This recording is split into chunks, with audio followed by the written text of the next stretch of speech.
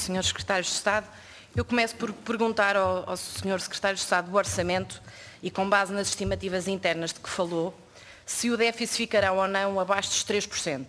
Se ficará em 2,8%, 2,9%. Portanto, precisava que nos confirmasse que ficará abaixo dos 3%.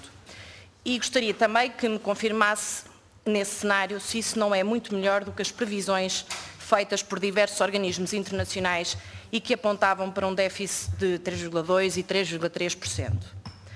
E já que aqui se falou de alterações de metas, o Sr. Deputado João Galamba, se olharmos de facto, e não posso deixar de fazer esse comentário, para a agenda para a década, para as alterações que foram feitas ao quadro macroeconómico, para o programa eleitoral do Partido Socialista, para o programa de governo, e se tiver ainda em conta os acordos com as esquerdas, temos sem dúvida nenhuma, nós e os portugueses, razões para ficarmos preocupados com a capacidade que o PS terá de cumprir as metas. E relativamente a esta questão do cumprimento de metas, e partilho aqui uma preocupação que é, tendo em conta as medidas que estamos aqui a discutir e outras que se antevêm, de abrandamento da consolidação orçamental, e tendo em conta que a saída do procedimento por déficits excessivos não se centra apenas no cumprimento do déficit abaixo dos 3%, mas também no cumprimento de medidas de futuro de consolidação orçamental, eu pergunto ao Sr. Secretário de Estado se não vê razões para preocupação para o próximo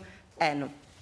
Dizia também que, e apesar de estarmos aqui na Comissão de Orçamento e Finanças, e como já referiu a deputada Cília Meireles, que é lamentável que não tenhamos os documentos e não tenhamos a informação necessária para nos pronunciarmos sobre as alterações que irão ocorrer ao nível da sobretaxa. E, portanto, apenas temos aquilo que evidentemente sai na comunicação social e aquilo que o Sr. Secretário de Estado aqui nos anunciou. E não posso deixar também de recordar aquilo que em outubro de 2014 o então Secretário-Geral do Partido Socialista, António Costa, dizia que o PS iria ter, e cito, todo o prazer em devolver a sobretaxa em 2016. E, portanto, parece que o Governo se prepara para devolver aquilo que é hoje em dia uma palavra cara para o Partido Socialista, um pouco achingo da sobretaxa, e, portanto, não há uma redução para 2/3 das famílias e, portanto, a classe média tem toda a legitimidade para se sentir frustrada pelo PS, pelo PCP e pelo Bloco de Esquerda. E, portanto, eu também concluo daquilo que aqui foi discutido que há uma espécie de austeridade boa e há uma austeridade má. Ou seja, se a austeridade for implementada pelo Partido Social Democrata e pelo CDS-PP é injusta e é um roubo e um saco aos contribuintes, mas se for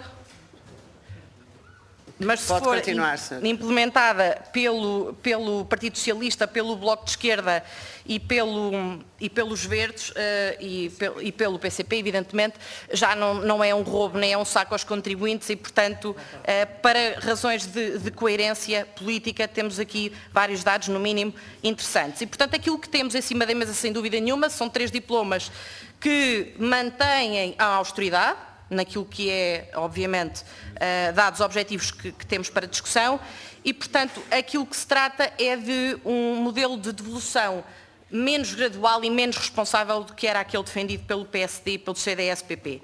E, portanto, talvez por isso seja possível ao Governo, e como foi público na resolução do Conselho de Ministros, apenas algumas medidas de cosmética, de pouco mexer e, portanto, de conseguir até ao final do ano de cumprir a meta dos 3%. E também não posso deixar de notar que, e a propósito de notícias recentes que saíram, e cito o Sr. Secretário dos Assuntos Fiscais, que há um horizonte distinto entre um trabalho académico que fala de questões estruturais e um programa de governo que tem a ambição de determinar o que se passa nos próximos 4 anos. E aqui confesso-lhe a minha estupefacção, porque as matérias fiscais devem ultrapassar o horizonte de uma legislatura.